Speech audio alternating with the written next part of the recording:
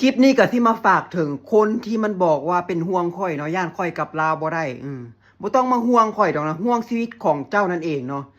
บ่ฮู้ว่าที่ดินของเจ้านี่มันสิถูกโครงการอีหยังของรัฐบาลมันสิได้เงินสดเซยบ่เนาะเตรียมไว้โลดนี่เงินนี่เตรียมไว้โลดเพราะว่าข้าวของอีหยังก็สิแพงนี่ข้าวอย่างมากแพงนี่ข้าวก็สิขึ้นราคาค่าน้ำค่าไฟนี่สิขึ้นราคาอีกแล้วเนาะเจ้าบ่ต้องห่วงดอกคันวิจารณ์รัฐบาลและย่านถูกฆ่าเนาะถูกฆาตกรรมอยู่ลาวน่ะก็บ่ต้องเว้าเนาะส่วนคนอยู่ไทยเนาะย่านว่ากลับบ้านบ่ได้ก็บ่ต้องเว้าอยู่ซื่อๆเนาะแล้วก็บ่ต้องออกมาปกป้องรัฐบาลที่มันโกงกินชาติบ้านเมืองเนาะ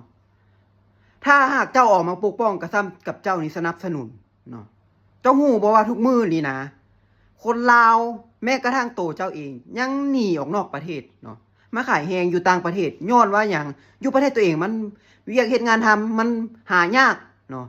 หายากบ่พอเงินเดือนมันน้อยมันบ่พออยู่มันบ่พอกินมันเกิดจากหยังเรื่องพวกนี้นะมันก็เกิดจากการบริหารจัดการของรัฐบาล50ปีนี้มันโกงชาติมาโดยตลอดคือเจ้ายังบ่ฮู้ยังบ่ตื่นโตเทื่อสมองคือเจ้าคิดได้ส่ำนี้บ่